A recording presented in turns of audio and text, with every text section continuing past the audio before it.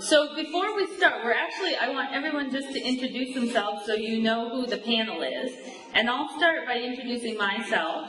My name is Dr. Nicole Tartaglia. I'm a developmental behavioral pediatrician, and I've been working with kids and adults with the X and Y chromosome variations since 2004, doing research on developmental problems and medical problems in these conditions, and also in doing a lot of treatments of kids with all the different variations. And so I want everyone else to just introduce themselves, just briefly who they are and why they're invited to be in the panel, and then we're going to hear a lot more from everyone afterward. I'm Rebecca Wilson. I'm a clinical psychologist in Denver. Hold on. So they're recording this, and it's really important that we get it on. Oh, this isn't your mic? Which one? This one? Okay, cool. Well, we'll get up. We'll get up and talk. Okay, so we'll just say who we are. So, Rebecca Wilson, I'm a clinical psychologist in Denver. I've been working with developmentally disabled kids for about 15 years and with X and Y for the last few years. I'm Susan Howell. I'm a genetic counselor and clinic coordinator for the clinic in Denver with Dr. Tartaglia and Dr. Wilson. I'm Lukaza Bramfman-Verissimo, and I have trisomy X. I'm Lukaza Bramfman-Verissimo, and I have trisomy X. Yeah, perfect. Yeah. I'm Zell Lundberg. I'm XXY. Is that enough?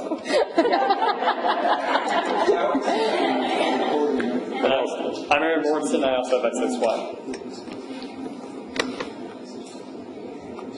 Okay. Oh, I also have a BFA. She was saying degrees. Yes. BFA. Okay. So this you can pass around, but I need to speak into this too. It goes into the auditorium.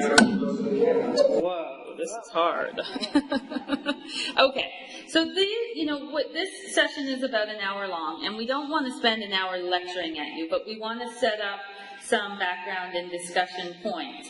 So what we're going to try and do is talk on a number of different topics for about 15 to 25 minutes, and then we were going to ask some specific questions to the individuals on our panel, and then have you guys at that time also ask a lot of different questions that you may have.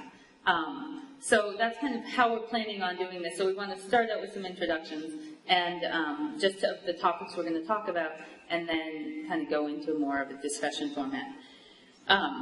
In overview, what we plan to cover are the common concerns we hear from parents about talking with their kids about the X and Y variations, why we think it's important to tell him or her about the conditions, when we think it's important to talk with them about it, how you can talk with them about it, and then obviously have some time for discussion. The reasons we're doing this talk is because really families ask us questions in our clinic in Denver frequently about how to tell the kids, when to tell the kids, what should we say, and so we just wanted to provide some guidelines in this area. A lot of the families who call our clinic haven't yet told their kids, and so they want to know, should they tell their kids before they come, should they not tell them, how do we address it? So that's one of the reasons we're really, we think this comes up with a lot of families. The other reason is because sometimes some of the parents, or stories the parents have told us, I think one of the most powerful stories was from the parent of a 13-year-old boy who had XXYY, and his mom overheard him talking with one of his friends about how he was never going to be able to have sex. And she was like, whoa, where did you come up with that? Well, he said, well, Mom, you told me I had a sex abnormality, and that I wasn't going to be able to have kids like other people do. And so, doesn't that mean I can't have sex? And so, she realized that, wow, he didn't, maybe some of my language was too vague, or maybe I didn't explain it in the way that he understood it. And so, because he was then understanding that he was never going to be able to have sex with his medical condition. And so, we want to talk about some of the language to use with kids and what's appropriate to use with them. And because obviously we don't want to make the guys feel like they're not going to ever be able to have sex. I mean, that's not the right idea to portray. So then, this is also a tough topic for many families. They don't really know how or when or, to do it. Other families don't have as much difficulty. So, every family is very different in how they approach this.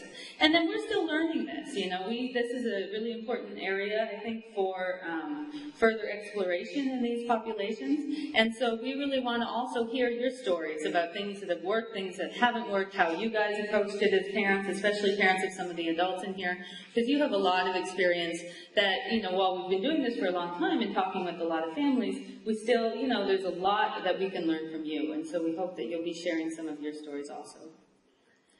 But first, before we start, I think it's important to talk about, when we're giving these guidelines, well, all kids are different. So the kids in this, we talk about the variability of these conditions, and they're all different ages, they're all different developmental levels, they're all different, maturity levels. And so some of what might be appropriate for one 12 to 15-year-old might not be appropriate for another. And so, you guys know your kids best. So, you have to take what we're saying and then apply it to what you know about your child. The other thing is also all families are different. Some family dynamics are very open within the family. Everyone knows everything about everybody, and they all talk about every detail. And other families are a little bit more private. And there's not one that's more, correct or right than the other one. Families are different, and you have to think about your child in the context of the family. The reason I bring this up is because there was one family, or one man with XXY, whose mom had, told everyone when he was younger about how, he had Klinefelter syndrome and he was going to have problems with speech, and that's what was wrong. But then as he got older and he was starting to want to have kids and, was within his family, everyone knew, all the cousins knew that he was going to have fertility problems. And so as a young child, he felt like some of his privacy was invaded by his mom, who told everybody.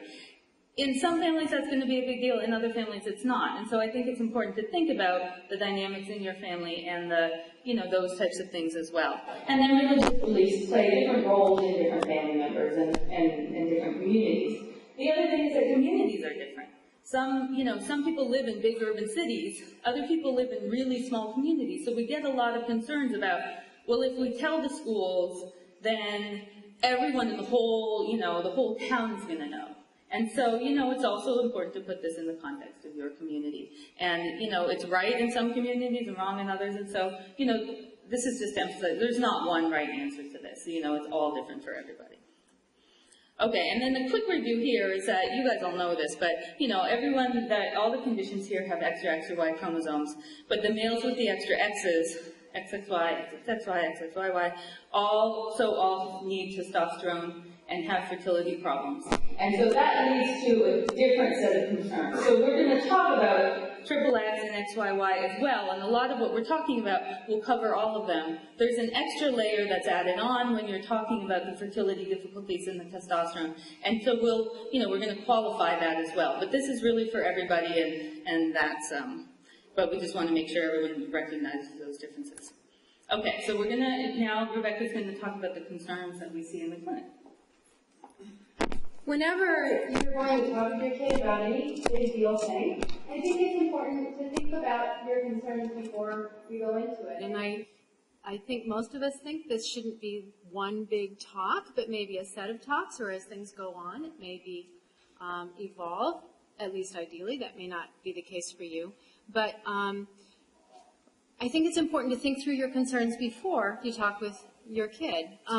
So these are the kinds of concerns we see come up.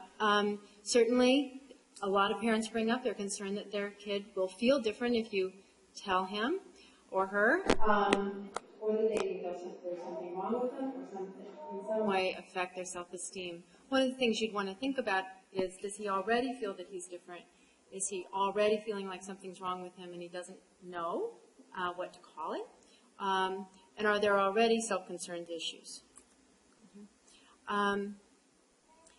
This is a concern I think we all have as parents, that kids are going to make excuses and not try their hardest, and that this in some way will give them permission to give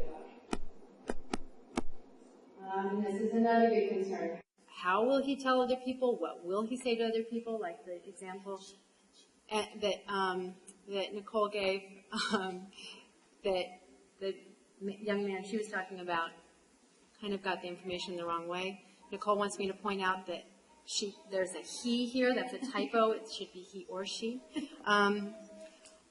Or that if you tell her, everyone else will know. So I mean, I guess Nicole basically said it, that you have to think about how will that information get passed on to other people in your community. Certainly I think, especially with the information that's kind of out on the internet, once a word is out there, people can just Google it, and then everyone kind of knows the same thing.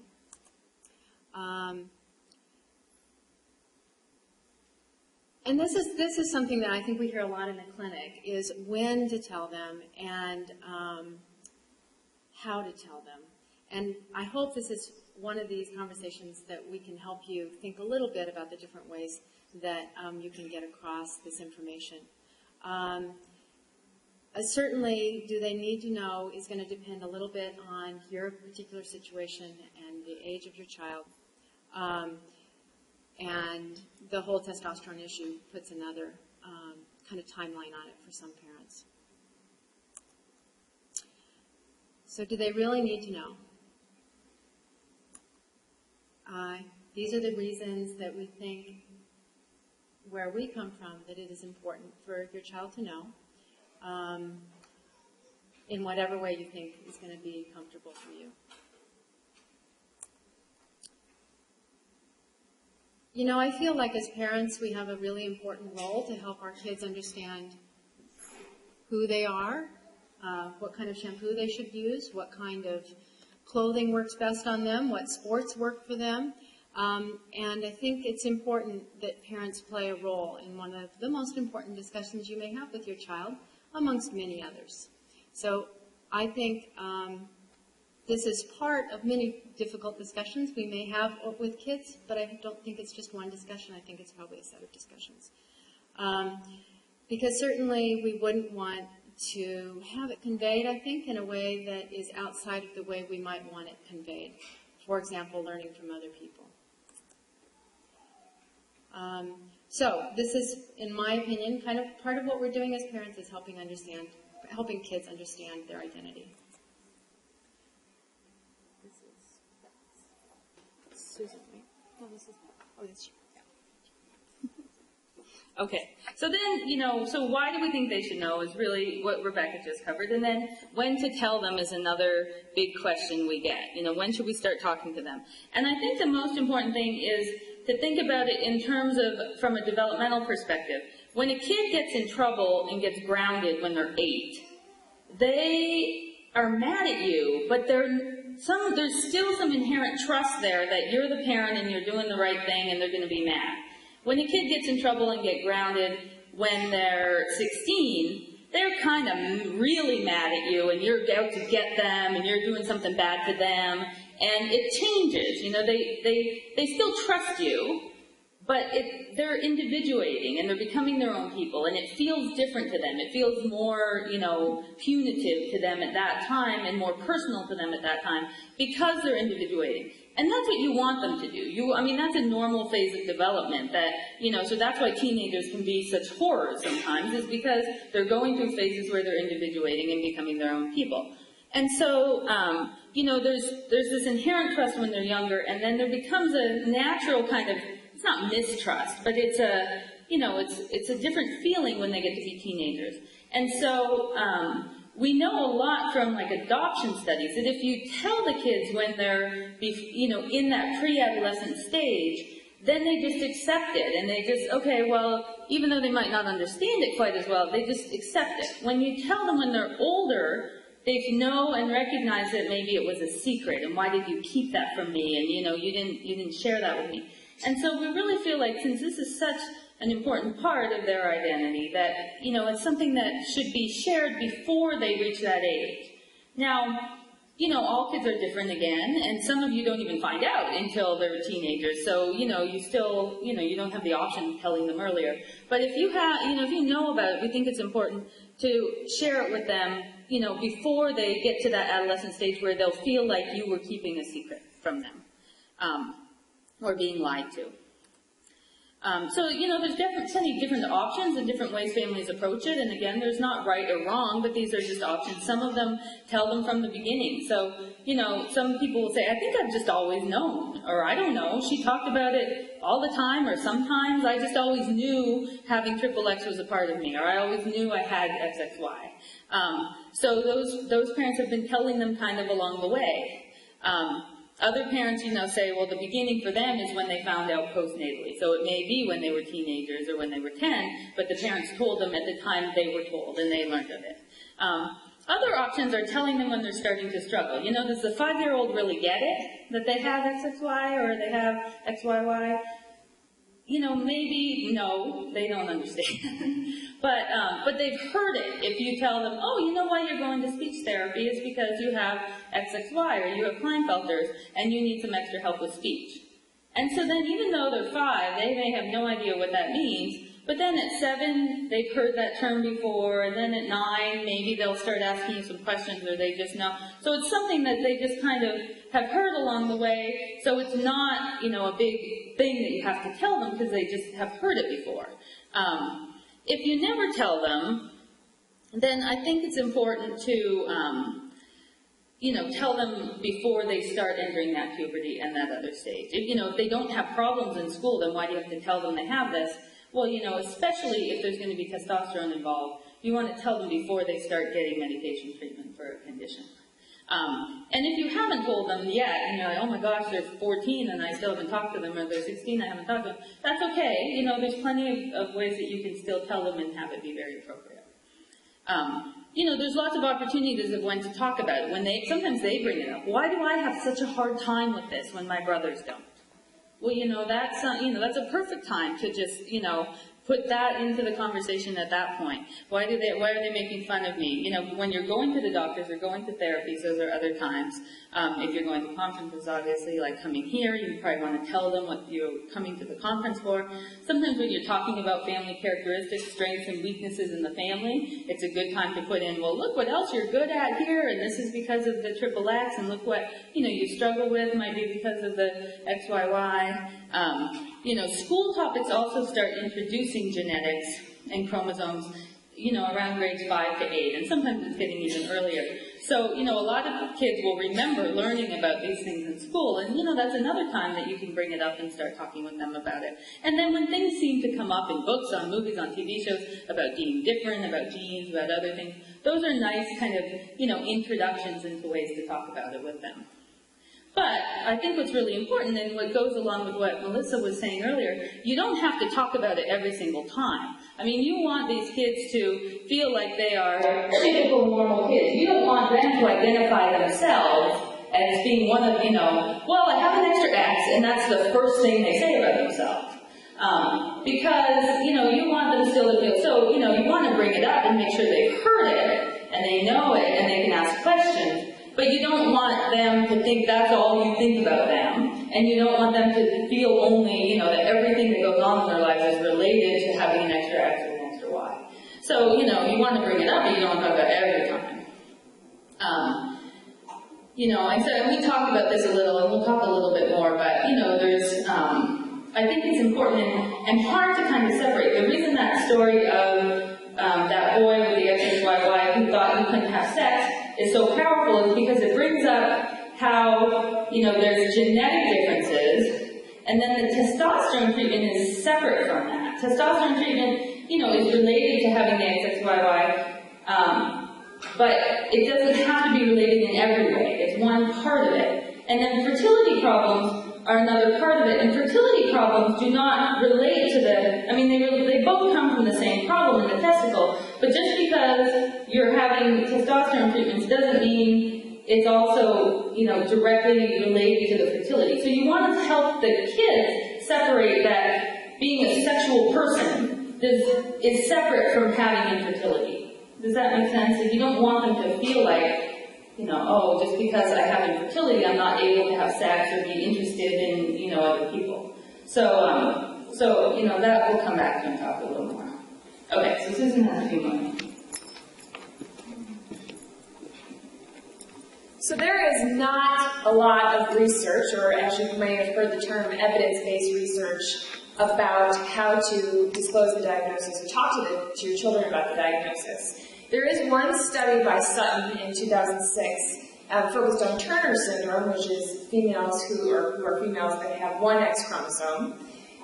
In looking at women with Turner syndrome who found out either by accident, in which a professional disclosed it unexpectedly, or that they found out after their parents knew and that they realized that it was a secret kept from them.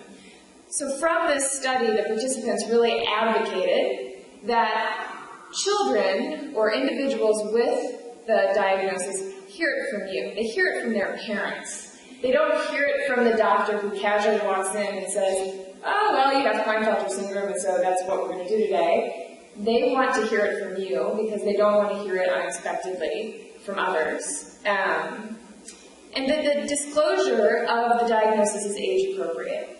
You obviously are not going to speak to a 7-year-old the same way you're going to speak to a 14-year-old, and you don't have to tell everything to a 7-year-old about the diagnosis and talking about it. But to make sure that it's age appropriate and that the communication lines are open, that they can come back to you and ask questions, whether it's the next day or 5 years from then, that they have an open line of communication with you. So the study supported also in giving the diagnosis to have 2 appointments in which the families would return after receiving the diagnosis to really absorb the information and make sure that they understood the diagnosis so that they were prepared to talk to their children at the appropriate time. And as well as make sure that the healthcare professional and the parents are on the same page in when it's going to be most appropriate for that family to disclose the information. So we want to hear from you all, and then we'll address it, about your experiences because there's not a lot of research out there. So last year it was very powerful and we've included some information. This year, did we learn from the discussion that we had after giving this presentation? So your input is very helpful to us as well as others. So how do you tell him or her? First of all, this is not easy for anyone. I mean, the families that we talk to all struggle with how to broach the topic, how do I bring it up, and a lot of times they're overwhelmed with the breadth of information, especially when it involves the fertility problems, that it's overwhelming to address not only the new information of the diagnosis, but then also the fertility problems. You want to make sure that you're using language that's based on the child's age, and also keep in mind that a lot of these kids have language-based learning disabilities, which is a term you've probably heard over the course of today as well. So keeping it simple, keeping the language simple, you don't have to be overwhelmed in giving the information, and you don't want to overwhelm the child with the information. You want to try to avoid using languages like, as a genetic counselor, I can say that the genetic counselor gave you. Don't use the terms of sex and abnormality because, as Nicole pointed out, that it gets very confusing. If they don't understand what chromosome is, that's pointless in using that word as well, if they haven't learned about it in science. And to try to describe it, girls have 2 X's and boys have Y, and you have XXY is very confusing because you don't understand if you're a girl or if you're not a girl, and you don't want to go there. So just keeping it simple, keeping the terminology such that it's straightforward and it minimizes any kind of confusion. And then again, leaving the lines of communication open. Sometimes it's more comfortable for children to go to other people other than their parents, depending on the relationship. So if that is in your family, making sure that you point out to them that they can go to somebody else in the family, that they are welcome to talk to their uncle or their brother or whoever it is in the family that you feel would also be a good person, a go-to person for the child. So prepare yourself. Get comfortable. Get comfortable with the information. Think about what you want to tell the child before sitting down. Melissa Ailstock in our presentation last year made a really good point that I wanted to bring up this year. Like I said, we learned from you all as well, is not making a big event out of sitting down with the child and giving the diagnosis. But getting prepared and getting comfortable with what are you going to call it? Are you going to call it XXY? Are you going to call it Klinefelter syndrome? Are you going to call it XXX, trisomy X, triple X? But just get comfortable with the terminology so that you're able to talk to the child with consistent terms so that they don't get confused with the interchange of Klinefelter syndrome and XXY because they're not going to understand. Prepare yourself for a few common questions you might get asked. How did I get it? Where did it come from? You know, does my brother have it? Can I give it to somebody else? Right. Did I catch this from someone? Can I pass it on to someone else? And then don't be shocked, because we hear this all the time, but after you tell them, your parents get very worked up in these conversations and approaching these conversations. Don't be shocked if you get no response at all. If they kind of shrug and say, oh, okay, no questions. But just make sure that the lines of communication are open and that they can come back to you, because it's almost guaranteed in all cases that we have talked about from patients in clinic that they will. And it might be a short amount of time and it might be a long time, but at least you've introduced the diagnosis and they know that they can come back and ask you questions. And it's okay to tell them that, if they have questions, they can come to you, and if you don't know, you'll find the answer or you'll call the doctor. A couple important points that we like to bring up with families and children. When I talk to kids about a diagnosis, I often use the analogy of a birthmark. I say, this is how you were born. It's like a birthmark. It was there at birth. It's going to be there the rest of your life. It's private. It's personal. It's about your body. While you have the right to share it with other people, you might not want to. And I often will give examples. I might tell a child that I have a birthmark, but I don't like to show everybody because I don't want everyone to know. It's private. It's about me. It's important to bring up that a child won't die from the condition, because a lot of times kids, when they hear that they have a condition, you take them to a hospital to see a doctor for something, that they think they're sick. So just clarifying that they're not going to die from the condition, that it's, even though they go to the hospital or they see the doctors for it, that it's not something that makes them sick. That you can't catch it and you can't give it to someone else. And one really important thing that I like to bring up in the older kids is just because you read about it, either on the internet or in books or in science class, doesn't mean that it's true, and it doesn't necessarily apply to them. That they might read about things and see that it's about X, X, Y, and it sounds like it's supposed to apply to them, but it doesn't. So just to clarify that it's not just because it's in writing doesn't mean it's about them. And again, we need lots of communication open. Just what Melissa brought up again today is not making too big of a deal out of this when you sit down and talk to them. Don't make it a big event so that it's this big memory for them. And try not to allow the child to really wrap up their whole identity in the diagnosis, as well as your identity of the child in the diagnosis. These children are individuals, they're unique, and just because they share chromosome complements doesn't mean that they're all alike. So your child is unique and individual and their own person, regardless of diagnosis. And then just bringing back again that using the language that genetic counselors use is really not always appropriate for discussing this with children. That you don't want to confuse them by explaining chromosomes from basic science, that girls have 2 X's and boys have an X and a Y, because then it gets really confusing. And to avoid using language such as sex and abnormality, and again, that the case example that Dr. Tartaglia brought up. Okay, so this is just like a list. I mean, this is not the way it has to go perfectly, but some parents say, well, exactly, then how do you do it? You're saying, don't do this, don't do that. What's the way to do it? So this is like a little script. We don't want you to use this as an actual script, but just in a way that a conversation could go for someone who's, between 4 and 7 years of age. You know why you have to go to speech therapy? Well, your body's made a little differently than other kids, and your brain's made a little differently too. It's called triple X. When you have triple X, you need some extra therapy to help with your speech. It doesn't mean that you can't learn or you won't, be good at your speech, but that sometimes you'll have to work a little harder than other kids because of the triple X. There are some good things about triple X too, and I'll show you a slide of lots of good, positive things you can bring up.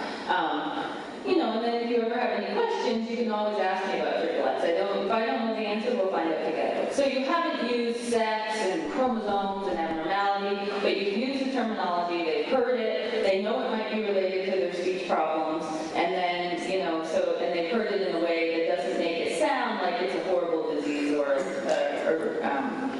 something like that. So these are some of the positive things. We know in all the conditions it makes them tall. Stature in our society is very important, and so it's cool to be tall. All these kids have nice strengths and creativity and being artistic, and so that's a nice thing to share. subjects that they are good at. Oftentimes it is math, but whatever else your child is good at or is strong in, you can put as some of the strengths.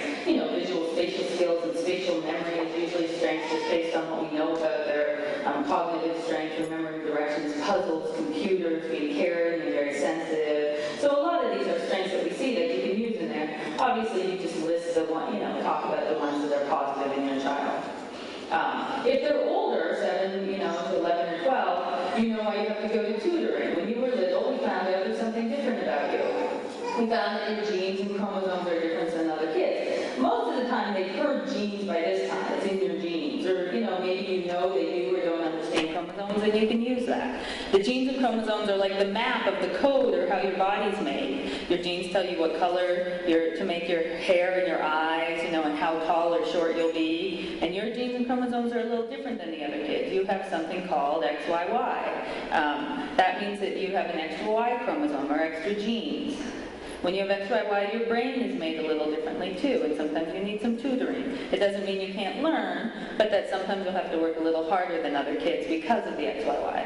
And then it goes on. There are some good things too. So, you're introducing it, but you're not using those terminologies, and you're introducing it based in a way where they say, oh, this is why I have to go to tutoring. So they're putting it together that it might be related to the XYY. When they're older, then obviously you can go on and you can talk. A lot of times it just really depends on the child. But, they did a blood test. They found that your genes and chromosomes are different. There's differences in the way your brain development is. If you ever have questions, you can talk to me. So, that's just a kind of an example of how you can do it without using all that language. We talked a little bit about separating kind of sex from fertility. Sex, so this is for the XXY, XXYY boys. Sex doesn't equal fertility, and so I think it's important to know that. And sex to kids means sexual intercourse. It doesn't mean, being a male versus a female. Sex in our society means sex. And so, when I talk to adolescents, and I told this group, and they said I have to do this for you. So when I have adolescents, obviously developmentally appropriate age group, when they come in, I kick the parents out of the room and talk to them, and I go through a very blunt description that, I ask them if they have, erections, which most of the time they don't know what that means. So do they have boners? Do they, and I try and really make sure that, your penis should work in the same way as everyone else. You should get erections or boners. You can have sex just like everybody else. The white stuff or the, semen that comes out of your penis should be the same as everyone else. When someone looks at you, when you're naked, they can't tell that you have XXY or your testicles are small. Your genitalia, your penis and your testicles and everything looks the same from the outside. What we can tell is we can feel that the testicles are smaller. And so I know your testicles are smaller because I'm a doctor who feels a lot of testicles. But anyone else who's just looking at them is not going to know they're small. And so you shouldn't feel like because you know you have XXY that you're going to look different from the outside. Other people won't know. And so, unless you tell them or unless they're feeling your testicles specifically. And so, and they all kind of look at me like, oh my God, what did that doctor just say? And, and then if they understand the fertility, I say, but, the semen that comes out or the white stuff that comes out, it just won't have as many sperm in it. Or it won't have any sperm in it. And we don't know, that about you yet, and blah, blah, blah. And so it just depends on the kid. So I'm very frank with them about all those pieces, because I think that's important for them to know. And most of the kids look at me, I don't know, the ages are different. So obviously I have to feel like they're ready to hear this, But I think it's really that level that you have to tell them, because when they're hearing about fertility being different or having to have kids in different ways and testosterone and all these things, they just have to hear really what the truth is. And that's the truth. And if you're not having erection, then we need to check you out because it might be related to your testosterone being too low. And so, I think having good conversations or asking their endocrinologist to do that with them if you're not comfortable. Obviously some parents might not be comfortable doing that talk with their kids, but either you should be or, find someone who can. And I'm happy to see anyone and do the adolescent talk with them. Okay, so now we have have the best part. You know, you can hear me talk all day. But Aaron and Lukaza and Zell are three individuals who are here to share their stories with us. And I think this is the part last year that really was pretty powerful. So we're going to ask them some questions, and we're going to start with Aaron, who's going to come up and introduce and tell a little bit about himself. And then we're going to ask some of these questions to Lukaza and Zell also.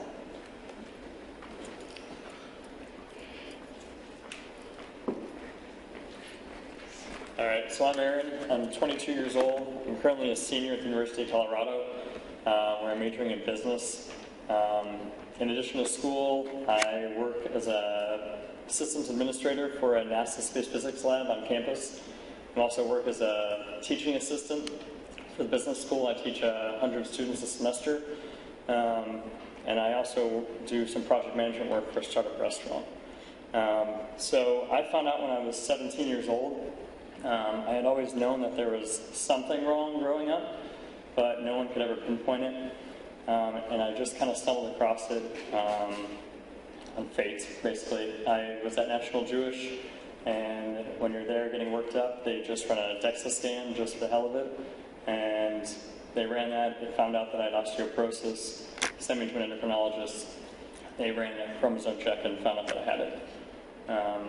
No one ever suspected it beforehand. That's how I found out.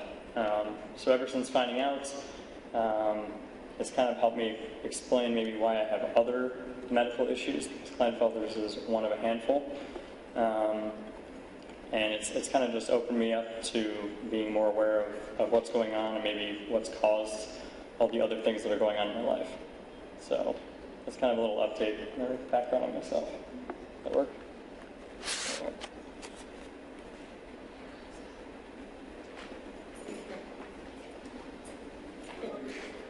Okay, so I want Zell just to introduce himself and talk about just kind of what you're doing now, where you live, and when you were diagnosed. The short version. I told Nicole that she's going to have to. I often stand here. I often blab on, so somebody needs to. My wife always goes, "That's enough. That's enough." I live in Colorado, in the Denver area. I was diagnosed when I was 34. And Aaron said that he always knew something was up with him. I never thought of myself as being different from anybody else. That I was very flawed at being a human being. Not that I was some different category.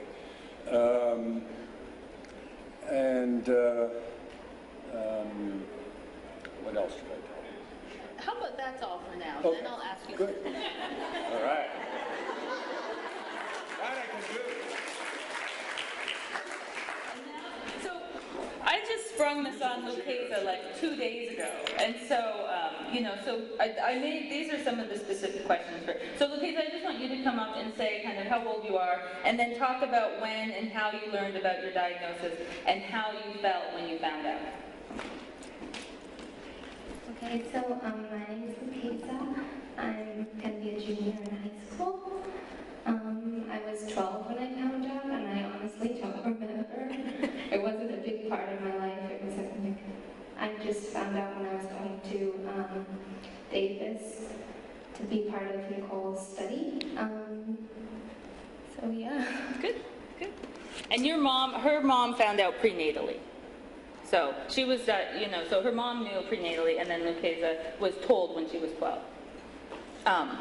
Okay, so then I want to ask the panel, these three, their advice for talking to their kids about the diagnosis. If they have any specific advice that they think is important in the way that their parents handled it with them, or, how they felt about the language used or anything else. And, like Lukaza said, I think one of the important things is, for her, she doesn't remember. So it wasn't an event for her. Whatever her mom did, however she did it, it wasn't like, oh my gosh, you know, this is a horrible thing about me. So, so I think it was powerful to hear that, you know, she doesn't really remember, which is good. Okay. Do you have any advice for parents, though? I can't imagine giving any parents any advice since I'm not a parent myself.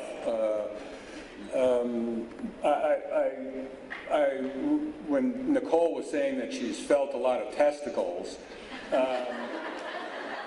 it reminded me of when I was diagnosed. The endocrinologist questioned me. He said, weren't you aware when you had small testicles that something was up? And I said to him, you know, my testicles were the only ones I've ever touched. So,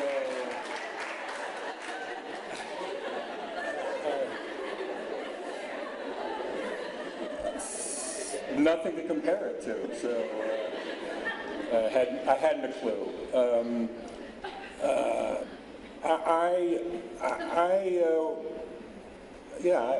I don't know what to tell.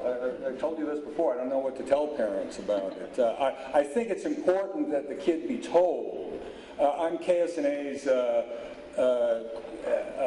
adult program coordinator. When people call in and want information about XXY in adults, I'm the person that contacts them. And I remember talking to one mother who had a 22-year-old son that they hadn't told yet, and that he's been getting testosterone since he was 16 or something, and they just haven't told him what the thing was. And she wanted to know if I thought they should tell him. And I said, yeah, they should. That there's a lot of things that it's good for us to know about bone density. I've got osteopenia. As I said, I wasn't diagnosed until I was 34, so a lot I didn't have. When I was 34, on the testosterone scale of 300 to 1300, I was at 67.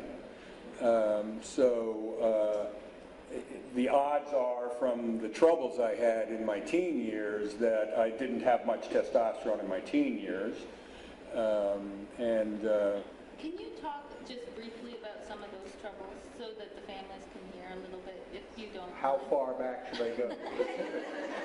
I don't mind. Yeah, I think, you know, just a summary of some of the difficulties, even from when you were young, you know, 5 or 6 through your teenage years, I think is important for people to hear that, you know, you shared a lot of troubles when you were younger. Okay. As far as I remember, in nursery school and in kindergarten, I did really well. I didn't have anxiety about being with people, and I communicated with my peers, and school was not a problem in those first 2 schools that I was in.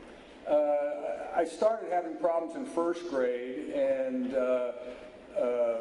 so in second grade they were compounded, because you're supposed to remember what you did in first grade and apply it to second grade, and it was like I was plunked down in second grade because I didn't know what was going on in first grade. And so then, end of second grade into third grade, my parents, who were both university professors, were not happy with my grades, which were abysmal.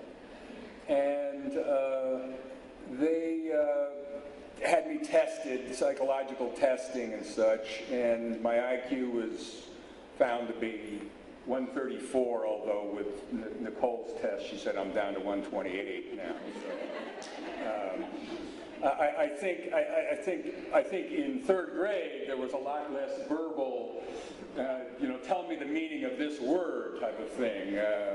because So even with the higher I remember she asked me something about like dance, describe dance, and I just blanked. I just could not, tell me what dance means, and I just couldn't do that. So I mean that dropped me a few points on that IQ test. What about emotional difficulties?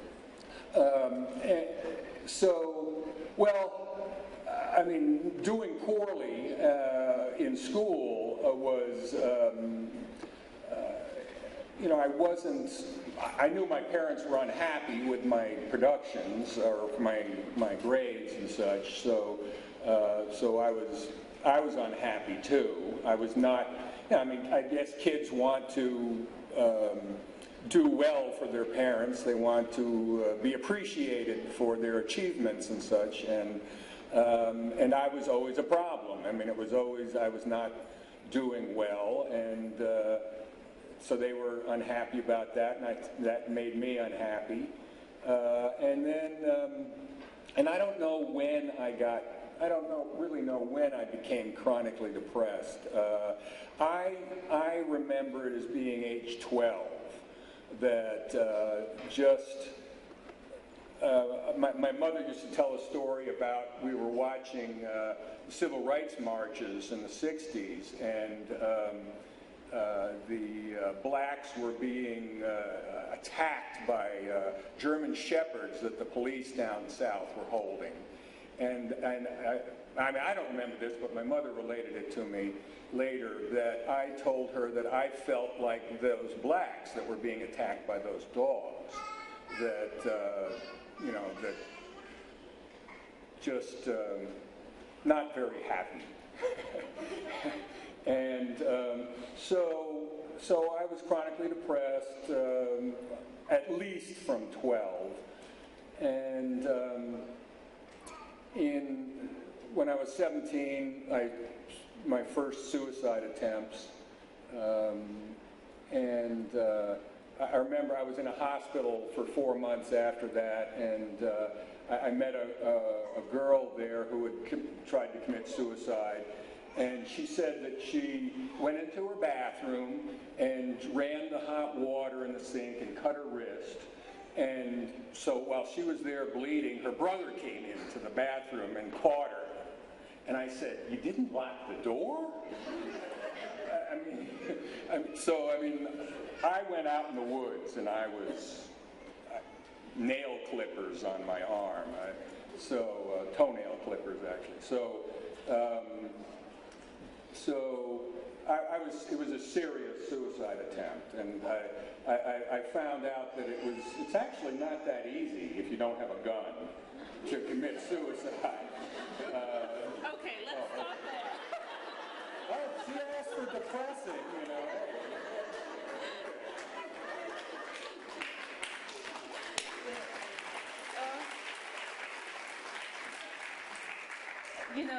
I think that's important history for people to hear, because Zell did go through a lot, obviously, as a child and adolescent. And so, we see him now, and he's talking about his, high IQ, but, he did go through a lot of struggles. And so, I think his story is very powerful and taught me a lot about XXY as I've heard it through the years.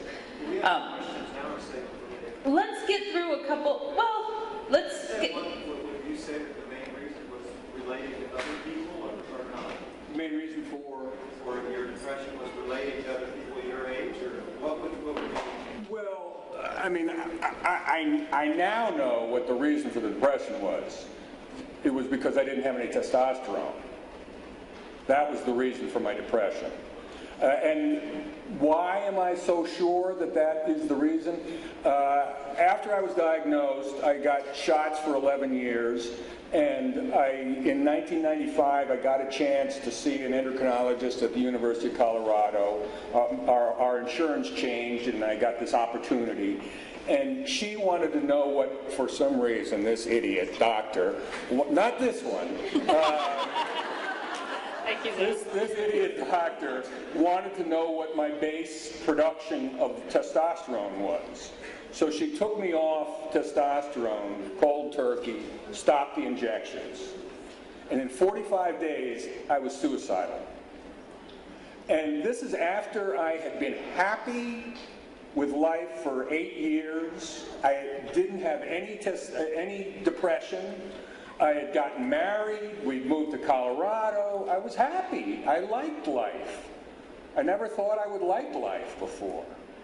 And she took me off this, and boom, I was right back feeling suicidal. And that instant, I knew that my depression was chemical. I knew. So, yes, that's how I... Okay, so I want to just ask Lukaza a couple questions. Your advice for parents about talking to kids about the diagnosis, and do you wish you would have found out sooner? Well, I guess 12 would be a good time. I guess I don't know anything else. I guess because at that age, you're in middle school and you're just learning about the world and about yourself, and then you want to know another thing about yourself. I think it was the right time for me. I don't think it was the wrong time, or that I would have liked to know earlier or later. And do I wish I... Do you have advice for parents? I guess just, I don't know. Do you think it's important that you know? Yeah, definitely. It definitely makes me who I am. It's not like a big thing, but it's definitely what comes with me that I have trisomy X. Okay, so stay up here now, because I want to ask all three of them how they feel about telling other people, like your peers, your teachers, your girlfriends, your boyfriends, your siblings. Who do you tell, and then how do you make that decision on who to tell? I definitely tell people who I feel comfortable with. I don't think all my friends know, but maybe some of them. It's just something about me, so it's not something like a problem, or it's just another thing telling them about who I am. So. You told me that story about how you wanted to tell that one teacher. Oh yeah, I was learning genetics in school, and because I liked the teacher, I just kind of felt like I was telling another part of me, and I wanted them to know that, so I told them, and he thought it was pretty cool. I just see it as a cool thing about me. So, yeah.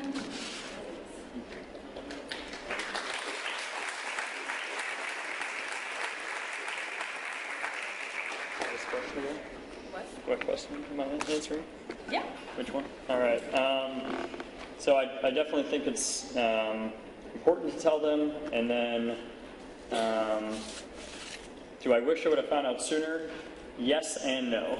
I have 3 brothers. They're all perfectly fine. They have none of the problems that I have.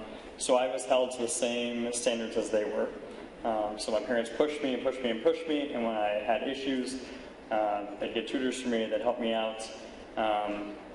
But if I knew beforehand that my parents, knowing them and knowing myself, probably would have used it as a crutch or as an excuse to not try harder. And I truly think that probably would have not allowed me to be where I am today. But I think knowing earlier would have helped out with some of the fertility things. That's the only thing I really struggle with nowadays, is the fertility part. Everything else I've kind of accepted. You can't really control the situation.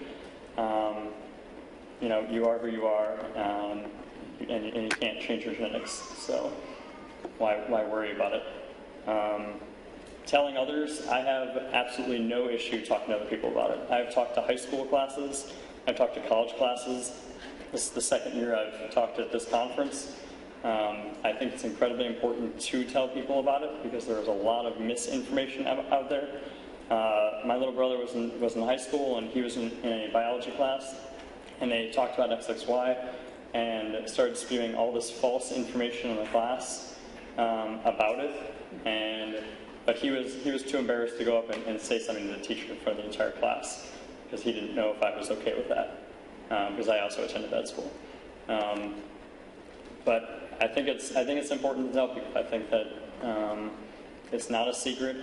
One of the first doctors I ever saw For the Kleinfelters told me never to talk about it, that it was something personal and people should know and they'll judge you and see you differently. And then I decided to tell her that I had already talked to like a 50-person biology class in high school. So, but I don't think it's something to be embarrassed of. I think it's who you are. And if you don't talk about it, then people continue having these negative perceptions about it. So unless there's people talking about it, yeah, can we take questions? Yeah. All right. You said your parents pushed you. Yep. And your brothers were there. What we fear is that you're going to put him in a situation athletically because we push him, that he will wonder why he can't do it as well. Did you face that with your brothers? Yeah, I did. They were highly involved in sports, and I wasn't. And my parents, I think after a while, they just kind of accepted it and just realized that I wasn't my brothers, and either I wasn't interested or I couldn't. It wasn't that I couldn't do it, it's just that I wasn't interested because we didn't know about all this medical stuff. I was perfectly healthy up until the age of 13, and from 13 to 18, I got diagnosed with 6 different ailments. So, yeah. Can I just answer, respond to your question? You know, not everybody is NFL material or baseball. You know, all the spectrum of capabilities of kids, not just XXY kids, all kids. Not everybody are superstars. So I mean, I wasn't a superstar in sports, and you know, I mean, from that standpoint, you don't have to say that you don't know that it's necessarily Kleinfelters that is causing an inability to hit the tennis racket or something. But so I mean, it's just not everybody's super. You worry about the crutch. We know. Do you guys ever, I guess one of my questions here for the 3 of you, now that you know, have you ever used it as a crutch? Because Aaron thinks he would have used it as a crutch growing up, but do you use it now as a crutch ever?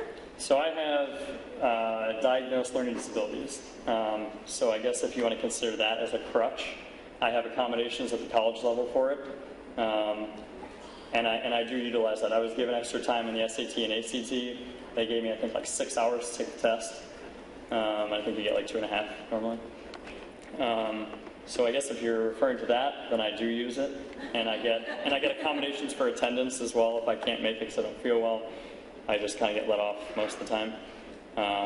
So in that case, I do. But I'm not when it comes to sure that's education. not a crutch. Okay. Probably not a crutch. On the learning stuff, can you comment about that as a child? So if my mom was here, she could answer that a lot better than I could. But I had issues. There's one example that I remember from my childhood where I would be learning a map, say it was geography class, and I had to memorize locations on the map and then reproduce that on a test. And then I would get to the exam and they would flip the map around and it wouldn't be the way I learned it, and I was completely thrown off. So that was one thing that I remember. There was just kind of these spatially things when you would change the way I learned it, I was done for it. I couldn't answer it. Lukaza has an answer to that too. We had talked about ways that, I think that was one of our questions on the next page, about, do you have any accommodations at school and what kind of teachers, have you had help with to help you learn? Well, when it comes to school, I guess I would, like he was saying, I'm not a great test taker, and I do have accommodations of extra time, which makes it really a lot helpful for me. I work well with teachers, a lot of one-on-one teachers, when I know them and feel comfortable with asking questions. Anything else? I think we were talking about how you did really well with projects and...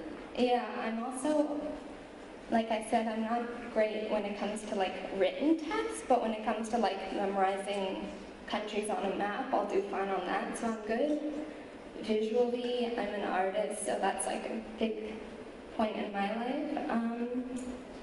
Yeah, I guess it would be visuals would be my thing. And some teachers I tell, but No. No. That's my mom. Her expertise? It's not absolutely specific. Yeah.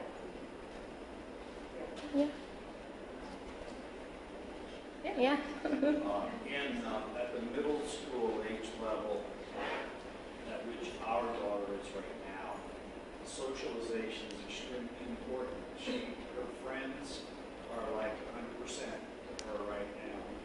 We are concerned, maybe you can shed light on this, that telling some of the friends and not others, ripple effect may go through the whole school, and therefore other kids may treat her differently than they would if they didn't know. Did you experience any of that? Well, I don't quite know how to answer, but I guess the people who I told were definitely really close friends, so I know that they wouldn't tell other people. I don't know that a lot of my friends at school know, so it's not a big... Do you think anyone treated you differently after you told them? Definitely not. Definitely not. Same person. Definitely wasn't. Yeah. I was wondering if you had problems taking notes in class. Taking notes? Not really. Maybe a little slower, but I think I got everything. I mean, sometimes in a classroom, say if they're going really quickly, it's hard to catch up, but I was pretty good, I think. I can take notes, I just can't bring my hand up. Yeah, okay. Me too. That's exactly right. So I need to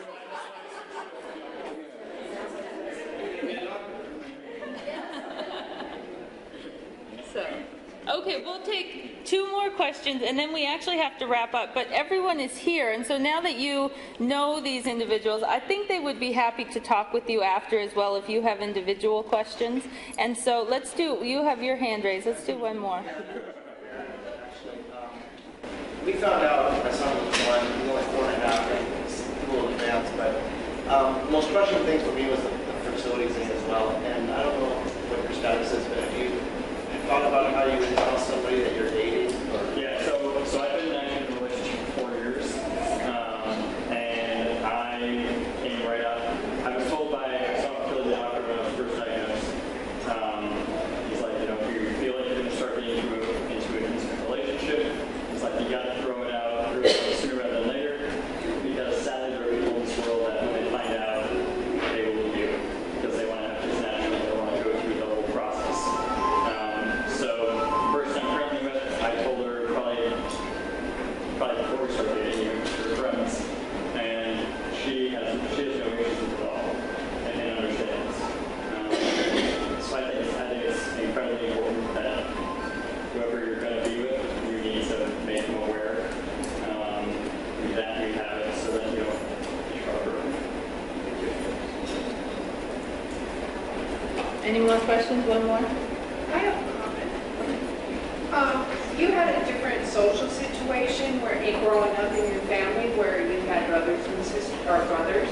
I think to tell sometimes when they're younger might be good if their social situation is more challenging emotionally, if they're fragile. You sounded more resilient growing up, the way you described yourself, where I know some other kids, my son, is a little more fragile, but he might need that extra understanding to help him cope in school because of the situation of no brothers at home, no family. I agree. I think there's a lot, there's clearly differences between the kids and the families, depending on how much they're struggling. The more they're struggling, I think the more they need to know why they're struggling. If they're not struggling, it's probably fine not to say anything until, I still think it should be in that pre-adolescent time, but, it doesn't need to be a big thing before. But the more they struggle, I think the more we need to help them understand why they're having struggles. So we're going to end it there. And then, did you have a comment?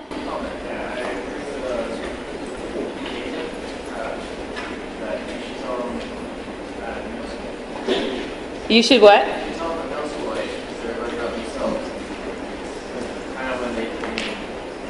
Okay.